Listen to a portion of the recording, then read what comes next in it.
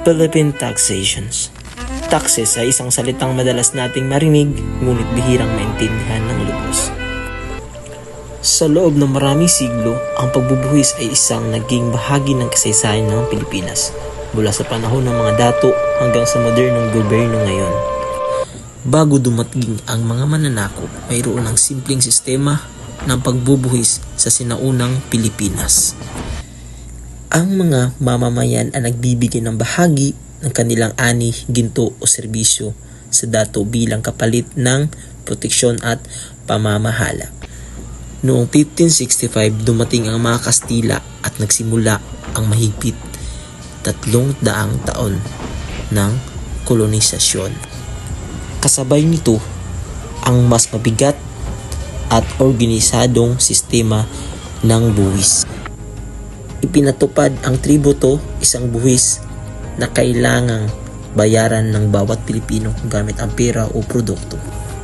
Maraming Pilipino ang naghirap dahil sa mataas na buwis at sa pilitang paggawa. Para sa marami, ang taxation noon ay simbolo ng pang-aabuso at hindi pagkapantay-pantay. Noong dumating ang mga Amerikano noong 1898, nagbago ang sistema ng pagbubuwis. Itinatag ang Bureau of Internal Revenue o BIR upang gawing mas organisado ang pangongolekta ng buwis. Dito nagsimula ang modernong income tax system sa Pilipinas.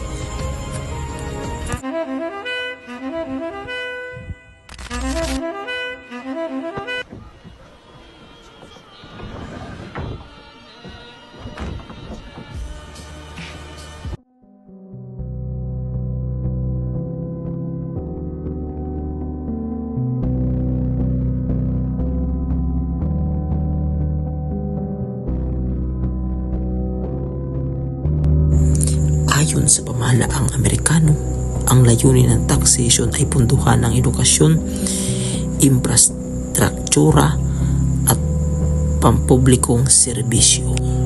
Ngunit kahit naging moderno ang sistema, nananatili pa rin ang agwat sa pagitan ng mayaman at mahirap.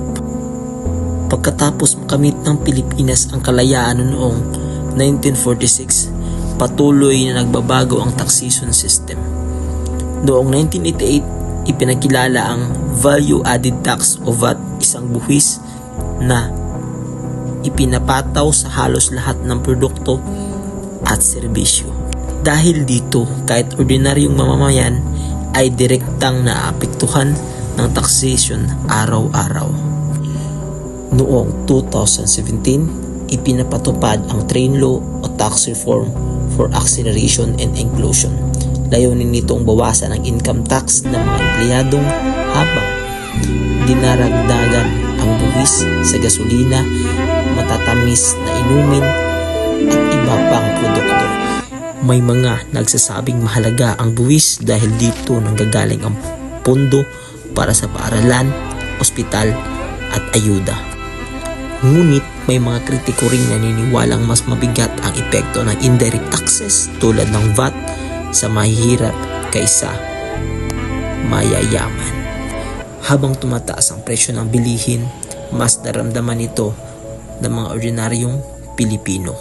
Sa kasalukuyan sistema, sinasabi mas nakikinabang ang malalaking negosyo at may matataas na kita dahil sa tax incentives at financial advantage.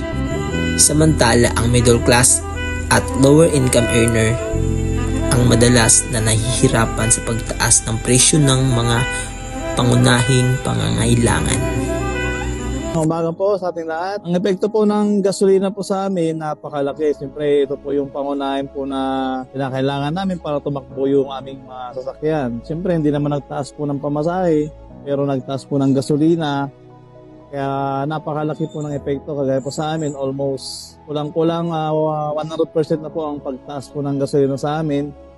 Napakalaki po ng epekto. Dati po namin, naiuwi po namin mga 700 to 600 sa isang araw. Ngayon, halos na pupunta na po sa gasolina, nasa 400, 300 na lang po ang naiuwi namin. So, ang laki. Almost 50% din na kinikita namin ang pupunta sa gasolina. Sa loob ng kasaysayan ng Pilipinas, ang taxation ay naging instrumento ng pamamahala, pag-unlad at minsan hindi pagkapantay-pantay.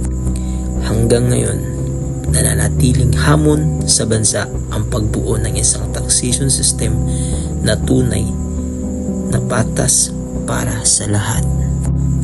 Sapagkat sa huli, ang buwis ay hindi lamang tungkol sa pera, kundi tungkol sa kinabukasan ng sambayanan.